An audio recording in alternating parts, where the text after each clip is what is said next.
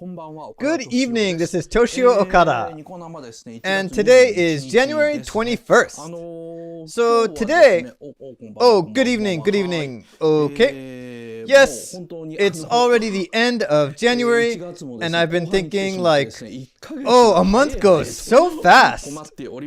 Today, I'll talk about The Legend of Zelda Breath of the Wild, which is in a style of a famous Japanese TV show, Buratamori.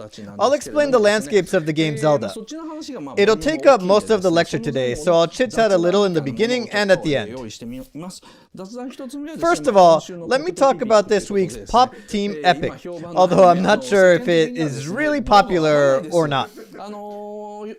Some of you may think, don't talk about that. Talk about the Netflix version of Devilman. But to me, Pop Team Epic is more important. You can watch a Devilman type of series anytime, but Pop Team Epic is like a limited season snack. So, Pop Team Epic first.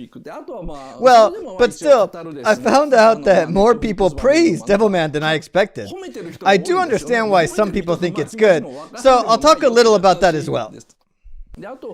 I also want to talk about how I recommend another Netflix series called Black Mirror. More than Devilman. I mean, its fourth season is insane. Do you guys know about it? Later, I'll do an evaluation seminar lecture about how some cartoonists are protesting against the emerging free comic book websites, that the free service can make them starve, and some cartoonists have even made cartoons for the protest. So, I'll talk about how we should interpret this type of problem.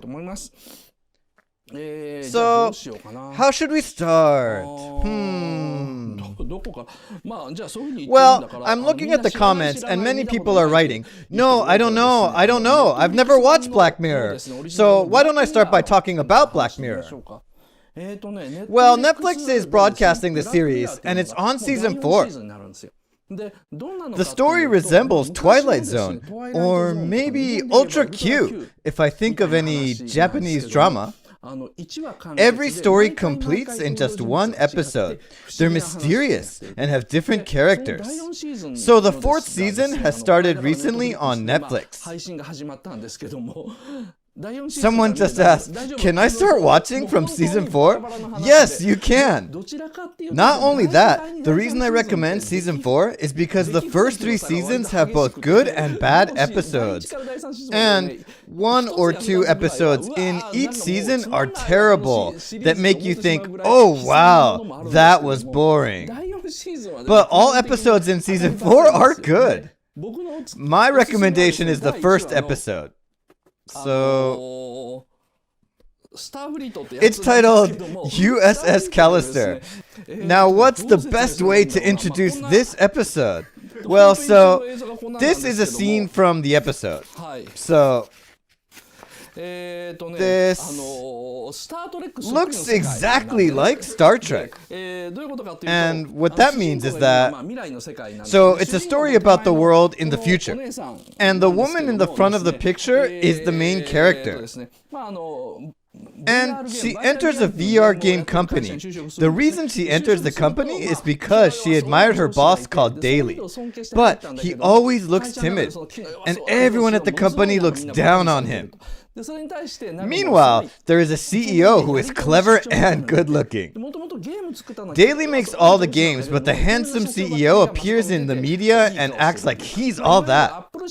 If you imagine the relationship between Steve Jobs and Wozniak, you'll get the idea. However, to our surprise, that wimpy-looking boss named Daily is actually a very bad guy. He secretly collects the DNA of everyone he hates at the company. After work, he samples saliva from the edge of used coffee cups with swabs, takes them home, and sequences them on a DNA sequencer at his house. I mean, running a DNA sequencer at home isn't really that scientific, but anyway. Then, whoever he samples the DNA from gets taken to the world of the unpublished VR game which Daly has created as the game characters. The world is designed exactly like the spaceship in Star Trek, and Daly, who is always acting timid at the company, is called Captain Daly there. Everyone has to look at him enviously when he comes into the control room and call his name. The control room is filled with his colleagues who always make fun of him at work, but here everyone respects him. For example, when an enemy like Klingon from Star Trek attacks, they panic, but Captain Daly commands strongly, "Shoot photon torpedoes!" That bad CEO is the adjutant, and he's acting as a foil to Daly. The CEO goes, "We're done, let's surrender," but everything works under Captain Daly's strong commands. Then the CEO says, "You were right, Captain Daly, I was wrong," and Daly sits on him like a chair and acts arrogantly. This is the first episode. When I first saw this, as soon as the new season began, I thought they'd gone mad, because the very first scene of this episode is the control room with the digital alert going off. Captain Daly comes in through the automatic door and says, "Show me the monitor." The setting is obviously insane, but that was Daly's virtual reality. Now, the main character woman enters the company, then this woman. It was the other one. After she enters the company as a new recruit, Daly likes her, but she quickly gets sucked into the mainstream group that the CEO leads. So Daly hates her, steals her DNA, and forces her into the game as science officer, who is like Mr. Spock in Star Trek. Once they are taken into that world, because they are just digital clones made from the DNA sampled from saliva, they can't get out of that world. They can't even kill themselves.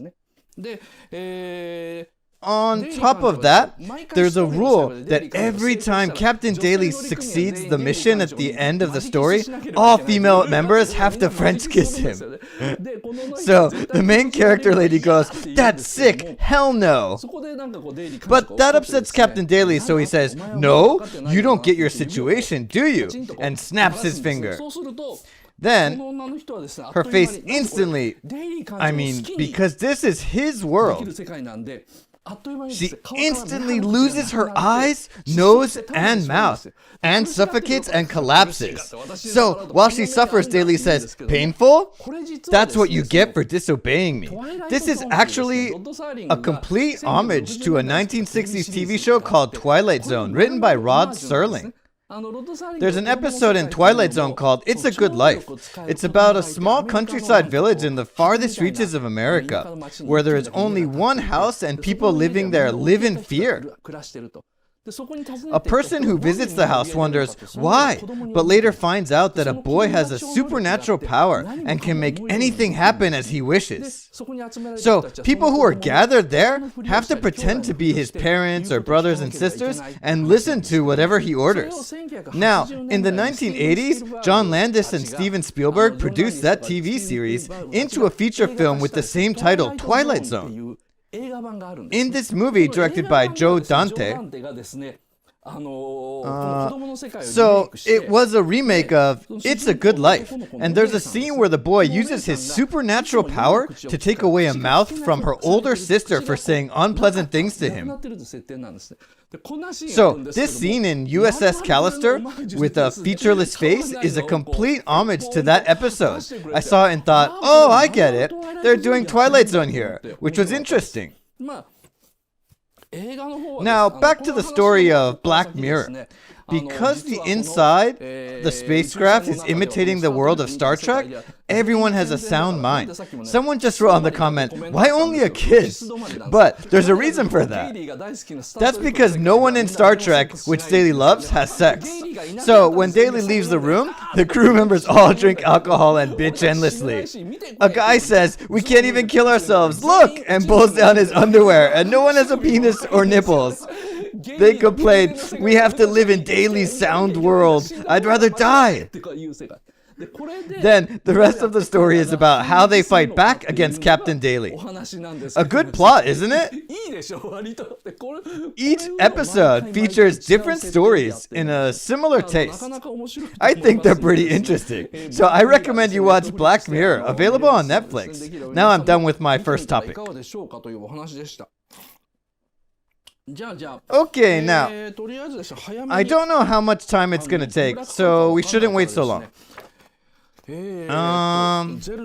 Let's get started on Zelda. Oh, but before I start, I want to do a questionnaire. I want to know how many of you have played it, or are not going to play it. The Legend of Zelda, Breath of the Wild. Number 1, I'm not gonna play it. 2, I'm thinking about it. 3, I'm playing it right now. And 4, I finished it. Okay, please pick one and let's see the result. I heard you don't need to have a Switch to play it, since it's also available on Wii U. But anyway. Okay, now the result, please. Oh wow, half of you are not going to play it, but 20% are thinking about it, I see. But I'm actually surprised to see 10% have finished it. 10% of you finished? Wow, amazing audience. Well, I mean, I'm just like, wow, amazing. Okay, so now I'm targeting this lecture to those who aren't going to play it as well. That's why you don't need to know anything about what kind of game Zelda is. This is Buddha Zelda.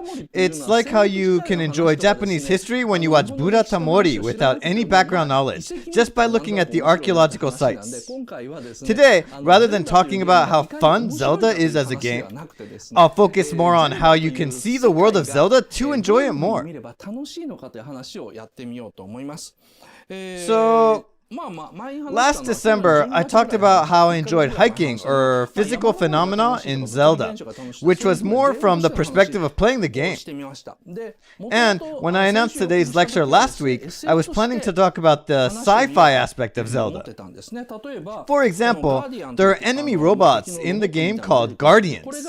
If you flip it, you'll know that the image source is Kain Shiki Doki, or flame-shaped earthen vessel, from the Jomon period. And I believe that it was inspired by that aircraft in Nausicaa. I mean, Dorok's flying pot. I think the designers of Zelda took inspiration from this. And this thing. Well, it's the actual picture of the Jomon vessel. Well, Miyazaki is impressive for using these types of Japanese images in such a straightforward manner to develop his sci-fi or fantasy worlds, while a lot of Japanese creators would just make them look Western when they make a sci-fi or fantasy. Zelda took a step further and flipped the vessel upside down, giving it legs, which I think is a smart idea. If I talk about Zelda as a sci-fi, I'll be talking about this type of stuff. But that kind of lecture ends up being targeted only at those who played Zelda as a game. That's why I think I should take a different approach. And that's because, unlike movies, it's hard to talk about the themes in depth when it comes to a media like game. I talked about Laputa in the last 2 lectures, but I can talk like that about movies. There are so many hidden themes and messages that the viewers may not realize in movies because they can have profound themes. But games can elaborate their themes. Instead, they can narrow down their storytelling. What I mean by that is, for example, when Miyazaki made Laputa, he first planned to plot the movie based solely on Pazu's perspective. That would limit scenes, and the story would only be based on Pazu's experience. But there's a limit to that kind of movie-making method. But games can make the players experience their worlds by narrowing down what to tell or show. It's the same for Zelda and Dragon Quest. Most stories and scenes are from the first-person views of the main character, who's also the player. That's what I mean by storytelling becomes narrow. They can't switch scenes easily like movies. Because the main characters have to physically go to the next scene in games, they only get a limited view of the world. The good thing is, because of that, games can provide a strong experience. I'll touch on this more later. Now, what I think is, games may be Miyazaki's ideal way of creation. Because before, Miyazaki tried to incorporate computer graphics into movie making. And later, he stopped that and went back to hand-drawn animation. But if Miyazaki wants to do what he originally planned in Laputa, he should make games. His game can be about anything, but if he makes one, he can focus his storytelling on the growth of the main character by narrowing down what to show based on their first-person view. It will give Miyazaki a chance to make something new again, and that is going to make a great impact on the world. It'll show us the next creative step, not only in the animation industry, but the entire movie industry, and what kind of experience they can offer to people. That's why I thought Miyazaki should create a game. As for my own lecture, I thought it would be more interesting to talk about Zelda with a wider perspective than treat it just as a sci-fi. And if we combine Zelda with Hayao Miyazaki, we start seeing it as Nausicaa. It's a world where 100 years have passed since Nausicaa departed. Imagine 100 years later, the holy Dorok Emperor comes back to life as a giant monster in order to erase the entire human race. Princess Zelda, who is a descendant of Nausicaa, is captured inside Tolmekia Palace and cannot escape from there. Meanwhile, the main character boy named Link wakes up with all his memories wiped out. If you think like that, things become very easy to understand. Now, the important part of Zelda is, how should I say? It's the great battle 100 years ago. But I'll talk about the background before I get to it. But the reason I can talk about Zelda like this is because I've already finished the game like some of you. It's a viewpoint you can only have after finishing the game. Because while you're playing, you can only think about how to win in each stage. You just go through all the archaeological sites and get the items without stopping because you want to finish the game as fast as possible. It's kind of like how you travel abroad to overseas archaeological sites, but you end up only spending time at a duty-free shop. Or it's like how you are going to those sites, but just spend time at photo shoot locations. And when you're done, you just buy the souvenirs. That's what happens when you try to finish a game. But Zelda's not that kind of game. It's something you have to read into, like movies and anime. Or, more than movies and anime, even deeper. So, some of you may think that I'll spoil the endings, but don't worry. It's because you will never come across these ideas while you're playing the game. I even wish I could play it for the first time with the knowledge that I have now. So, if you haven't played it yet, you should listen to my lecture before starting the game. Otherwise, you'll play it like any other game. By doing so, you can only enjoy less than 1/10 of how its world was conceptualized by Nintendo staff. So, my lecture on Zelda today will be your background knowledge. I'm pretty confident it'll do you good, but I'll still only talk about 2 topics since some of you may still be worried about the spoiler. I'll talk about the miracle of Fort Hateno and defending Akala Citadel. These 2. 10% of you should know what I'm going to talk about, but I'll talk about the miracle that happened at Fort Hateno and the battle to defend Akala Citadel. I'll treat these 2 events like real history, as if they actually happened. As I mentioned earlier, the most interesting part of Zelda is the battle 100 years ago. So, in the great battle of 100 years ago, first, there was Princess Zelda, and there was Link, who is a super swordsman, and the 4 heroes who controlled the giant robots. They were all fighting together. The whole team was there at that time. The villain's side also had Ganon, who had returned, the giant robots whom the villains took control of, and killing machines like Guardians. Guardians are are huge and they shoot beams from their eyes. So they're so strong. So think of them as the giant warriors. Thousands of giant warriors coming out, attack humans, and destroy the civilized world. But all of this only appears in the game as history, although this battle should make the best scenes out of all events. It's like the climax scene in Nausicaa, where a giant warrior comes back to life and fights Om, who charged from far away.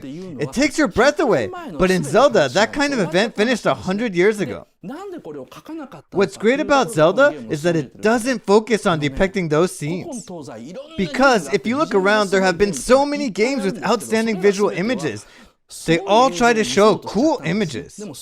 However, games can't beat movies if they only try to show cool images. And that's because movies can show images along with the progression of stories, which can move the audience more. So, in terms of creating emotions through images, games can't beat movies. So, if games try to impress the players through images, they end up being like an unsuccessful Hollywood movie. So, what Zelda did was that it eliminated all great images. The game sets the best episodes as past events and lets the player start with the main character Link, who doesn't remember anything at all. I think that's the most appropriate approach for a game as a media that provides experience. As I said earlier, games have to extremely narrow down what they show and tell. Instead, so they can provide experience. Movies provide images, while games provide experience. Because of this unique nature of games, the players can experience 100 years ago realistically without seeing the images. That's why when you hear Zelda talk to Link at the climax scene, you are completely blown away by what she says. Because at first you think of her just as a character in a game. But as you run, walk, cook, hunt beasts with arrows, eat them, fight the bad guys and so on inside the game, Zelda becomes more than just a game character. When you see her at the climax scene, you think, I meet you at last. That's how this game succeeds in providing experience. And that's why this light conversation with Princess Zelda at the end gets to your heart so heavily. Oh, you'll be moved. Now, let's talk about what I actually experienced while I played the game. So, the story begins 100 years ago. How should I start? Let me stand up.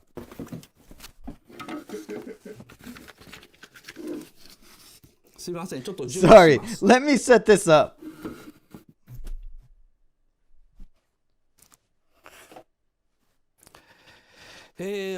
So, it's about 100 years ago. Can you see? This is Hyrule Castle. By the way, this is the map of the game. The real map is a lot larger than this. This is only 2/3 of the entire map. So, here's Hyrule Castle. This castle has been ruled by a villain called Ganon for 100 years. 100 years ago, there was a prophecy that Ganon was coming back to life. So people prepared to fight him, but they lost. So back then, Hyrule Castle prepared to defend against the foreign enemies. They were in good diplomatic terms with the satellite states, while preparing to fight against overseas enemy states by building a fortress like Akala Citadel as the final defense line. So they built an impenetrable fortress and got ready to protect their kingdom. And Hyrule Castle itself was surrounded by a natural stronghold. These are all mountains. And the castle was located in a valley surrounded by the mountain range, so the castle could create a strong defense line. But they were vulnerable to an attack from the inside, because Ganon attacked from inside the castle after he resurrected. That's why thousands of soldiers had to abandon the castle and escape. Not only the soldiers, but all the citizens of Hyrule who lived in the castle town or the villages around the castle also had to evacuate. Now, thousands of royal family members And the groups of cavalry escaped from Hyrule Castle, and they moved a little south, went this way, cut through Romani Plain, and crossed the bridge.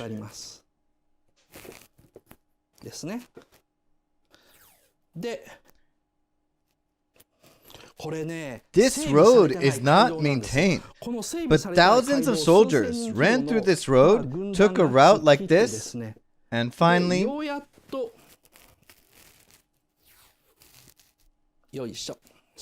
sorry, I'm being clumsy. So, finally, they took this winding path, went up toward this ridge.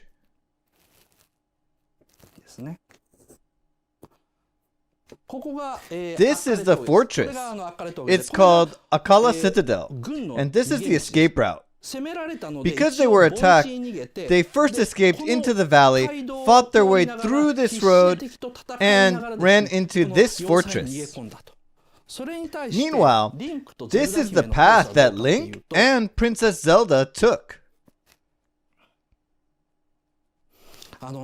I mean, everyone escaped, but the civilians didn't escape from the castle. Everyone moved away from the entire valley.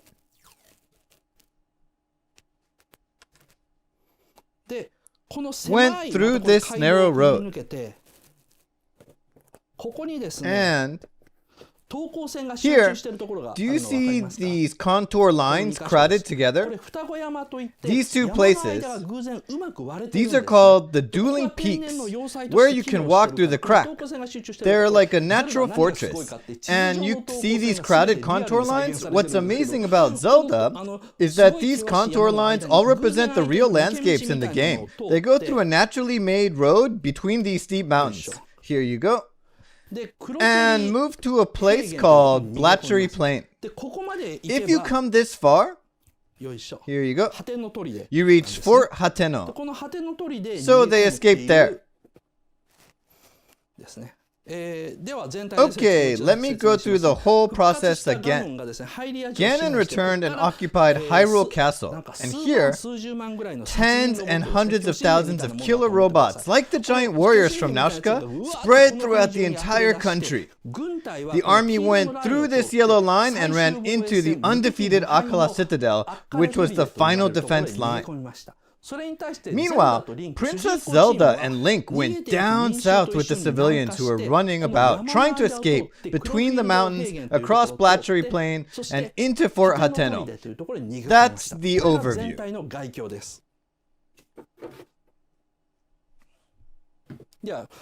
Okay, let me sit down again.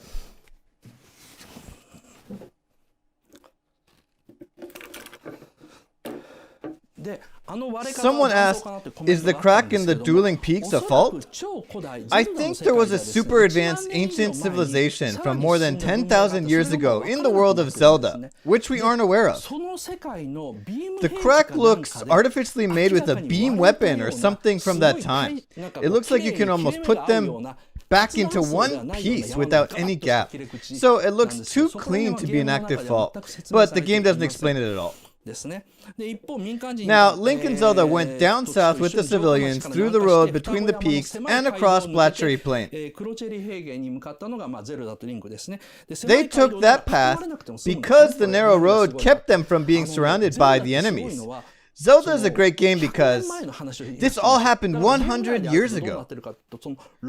That's why you see those corrupted robots that have turned into relics all over the place. I first saw them and just thought, oh, there are many of them. But after I finished the game and walked around the place more comfortably, I could tell that it was a battlefield. The narrow road was vulnerable to their attacks from the sides. So was the plain, because there were no places to escape to. That's where they fought.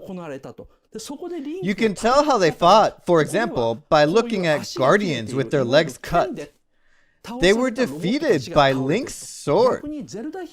On the other hand, those who were defeated by Zelda's supernatural power had all their arms and legs, but they were dead upside down. You get a clear view of what kind of fight they had or the enemies they killed. This is how you enjoy Zelda like you enjoy Buratamori. The relics are not props that the game designers put in randomly to create the atmosphere. They are extremely carefully designed and deployed. Because they are not just the background, you can read into them. And what you can read from them is so interesting. Now, Link and others went through the narrow mountain path between the dueling peaks to protect themselves from the enemies. But once they got to the large blotchery plain, they couldn't escape a battle, and Link used up all his strength and died. This is 100 years ago. That's because... Oh, it's okay. This is not a spoiler because they'll tell you Link died like 10 seconds after the game starts. A large group of guardians attacked all at once when Link and others got out of the narrow path between the dueling peaks and to the large plain. Link was bringing up the rear to fight the enemies who had approached from the back, so he was defenseless against the ones waiting in the plain. On the other hand, because of Link's sacrifice, the civilians could manage to run into Fort Hateno. While there was no army to fight with him, and Princess Zelda couldn't use her supernatural power yet, Link was the only one who could properly fight the enemies who chased after them. Thanks to Link, the people could miraculously run into the fortress. This is what I call the miracle of Fort Hateno. You can tell how miraculous this escape was by looking at all the corrupted guardians remaining in Blatchery Plain, and the ruins of the towns and villages. You'll think, so there was a colony here until 100 years ago. That's why there's a road. Because there was a town in this location, there is a road here. You can find that out by walking. But again, I didn't have any clue while I was playing. I only had shallow thoughts like, oh, it's a convenient road to ride the horse, or oh, there's a ruin there. Maybe I can find a treasure. But I couldn't help it because I was trying to finish the game then. But after I was done, I walked around different places and I started realizing, oh, this was actually a remarkable place. All the fierce battles took place here. Link fought here alone, and the civilians had to fight here as well. There are many ruins that indicate such history. For example, there are like tree branches all over the place around the wrecks of guardians, which you can use as weapons. When I first saw them, I wasn't surprised. I just thought, they won't make a strong weapon. But seeing them all over the place means that when the civilians passed through there, they had to fight too. It gave me a chill. So, the swordsman Link and Princess Zelda fought in Blatchery Plain to protect the civilians. But Link used up all his power there and collapsed. Then, finally, Princess Zelda, who was in despair, used her concealed power. Blatchery Plain still remains in the present time of the game. If you go there, you'll see a vast land extending out to the horizon beyond Fort Hateno, which is covered by numerous wrecks of guardians. All you can see are their dead bodies. You see thousands of them all the way to the horizon. But when you're in the middle of playing the game, you think, no, there are so many of them. Please stay dead. Maybe I'll find some items. After the game is over, when you have the entire plot in your head, you think back and realize that it was a hard-fought battlefield. Then you understand that because people survived that battle, now there's Hateno village near Fort Hateno. And the country is finally starting to restore after 100 years, and the idea really sinks into your mind. Just imagine Princess Zelda using her amazing final power to defeat all the guardians who had spread out to the horizon. Something extraordinary happened at that time. And,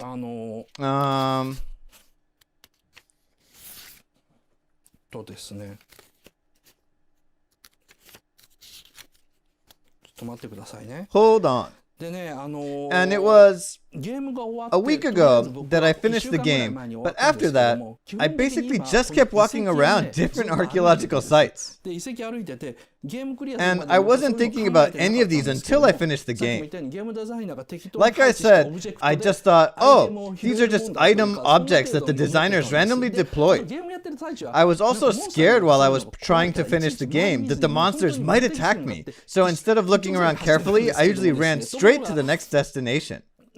I just thought, it'll be annoying to have monsters waiting for me at the ruins, or I hope there's a treasure box there.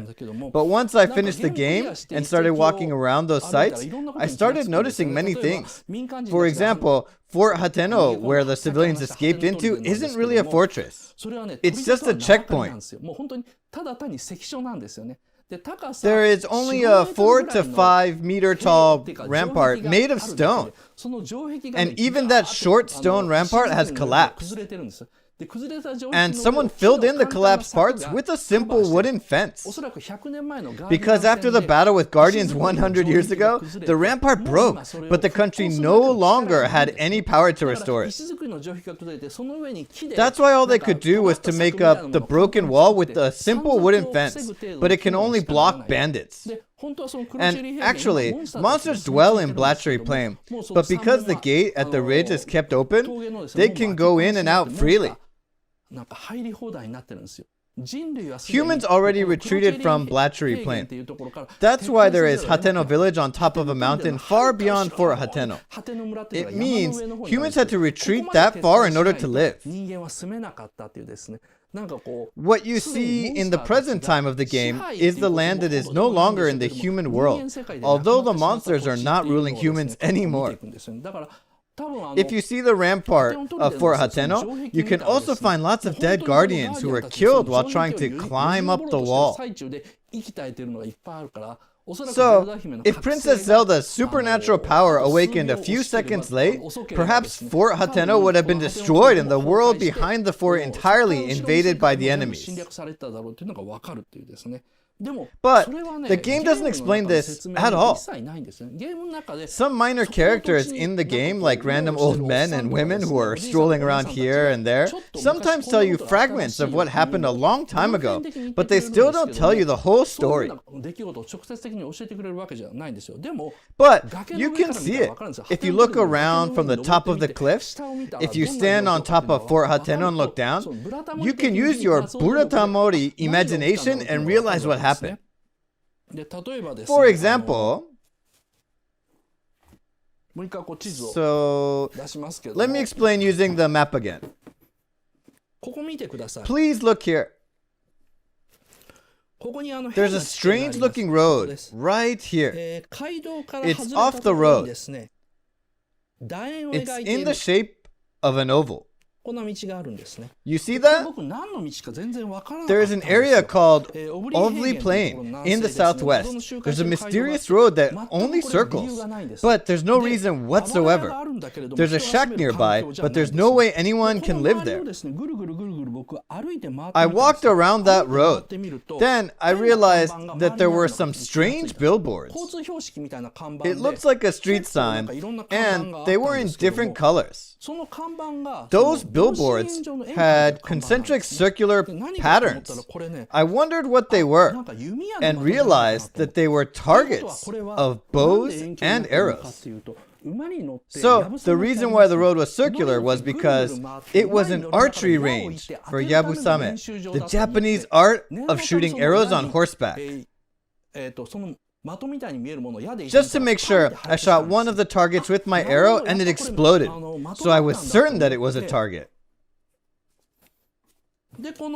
And the only explanation of this place is that it was an archery range for Yabusame. Also, that shack didn't look like a house, so I guessed that maybe it was a stable. So I went in there and I saw the floor was not made of wood, but an earth floor. So I thought, it's a stable. Now, when I walked back to the junction of the road, I found a really old street sign there. I read the decayed sign. It said, Hateno village is that way, and the horse riding ground is this way. I read it and finally confirmed that my theory was correct. That was an archery range, and they used to have a culture similar to Yabusame, but it died out 100 years ago. You can find so many of this type of historical remnant in the world of Zelda. All the archaeological sites and towns around them in normal RPGs would be randomly placed without any meaning. But Zelda is amazing because the creators took the concept to the next level, where these remnants teach us what happened in these sites 100 years ago and why they remain like they do. It's amazing to find out that each archaeological site and ruin are extremely well thought out, as I just described. Now, let's go back to the story about Fort Hateno. There's a cliff on top of Fort Hateno. When you climb it and glance over, you see Blatchery Plain, which was the final battlefield of the defense line, extending out, and see numerous dead Guardian robots on the field. Beyond that, you see the dueling peaks rising to the sky with a narrow road in between. You see the peaks and think, because they stopped the attack of Guardians, Link could protect his people, although sacrificing his life. You can now think that because of this topographical advantage, Link could continue fighting and sympathize with him on how tough his fight was, as all the knights and soldiers had headed to Akkala Citadel to protect the kingdom. Now, let me talk about the game design, or what Nintendo intended to do in this game. The name of the director is Hidemaro Fujibayashi. Doesn't it sound elegant? So, he said in an interview that he used the map of Kyoto in order to have the sense of distance in the game. Since the headquarters of Nintendo are located in Kyoto, it was easier for them. Fujibayashi walked around Kyoto with his staff to measure how large the map would be compared to the moving performance of Link. He also said that they pasted Google Map photos onto the images of the game and estimated the walking distance to Nijo Castle, or how far it would take to walk from Kyoto Imperial Palace until you started seeing Kyoto Tower. And there's a person who recreated it. And the name of the person is Hobita-san. So I borrowed the image from his blog called Hobby Report. This is what Nintendo probably did as well. So, you see how Zelda is designed after the city of Kyoto. Then, Goron City would be equivalent to Mount Hiei, and the sea beyond that would actually be Lake Biwa. That's how they designed the world of Zelda. Now, there are towers in Zelda called Sheikah Towers. Sheikah Towers are super ancient towers that suddenly rose from the earth after Link awakened and now overlook the entire world. Remember how Fujibayashi said he had estimated how far he needed to walk from Kyoto Imperial Palace to be able to see Kyoto Tower? Of course, Sheikah Towers are inspired by Kyoto Tower. Then, what inspired Kyoto Tower?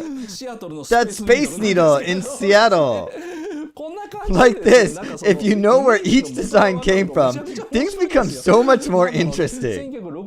So Space Needle was built for the Seattle World Expo that was hosted around 1965. Then it became Kyoto Tower in the 1980s. Then it got a new life in a Nintendo game.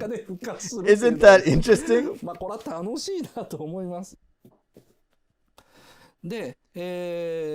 So, the message from me to those of you who haven't played the game yet is, you can treat it as a story in Japan.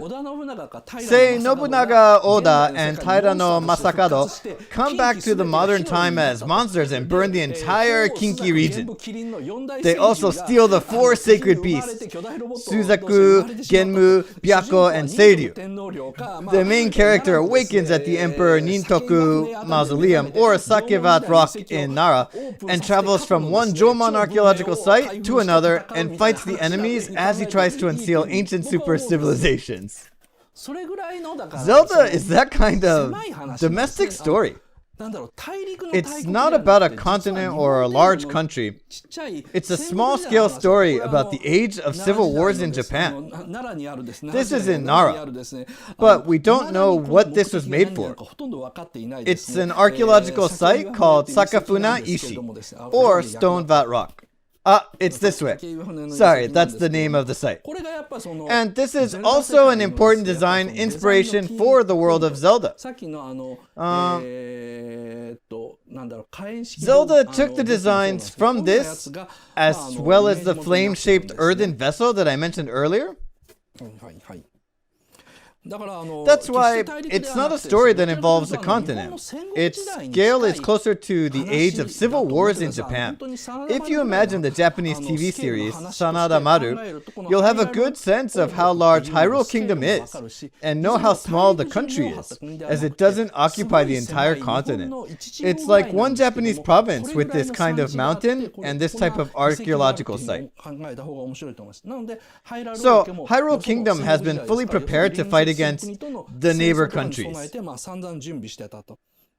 which is symbolized by Akala Citadel, an invincible fortress constructed near the east coast of the continent as an absolute defense line. 100 years ago, there was a magnificent battle that lasted until the very last night of the royal family died. So, I'm done with the miracle of Fort Hateno, and now I'll move on to the next topic, which is the tragic battle at Akala Citadel, which you can't watch without tears. But it's already 45 minutes, so let's finish the free part here. Now, the questionnaire. In the second half, let's talk about the tragic battle of Akala Citadel. Then I'll do the rest of the chit-chats about other topics. Okay. Alright, total 80% satisfaction. Pretty good. Anyway, folks, let's play Zelda. It's very, very good. I rarely compliment games like this, really. Now, let's move on to the second half.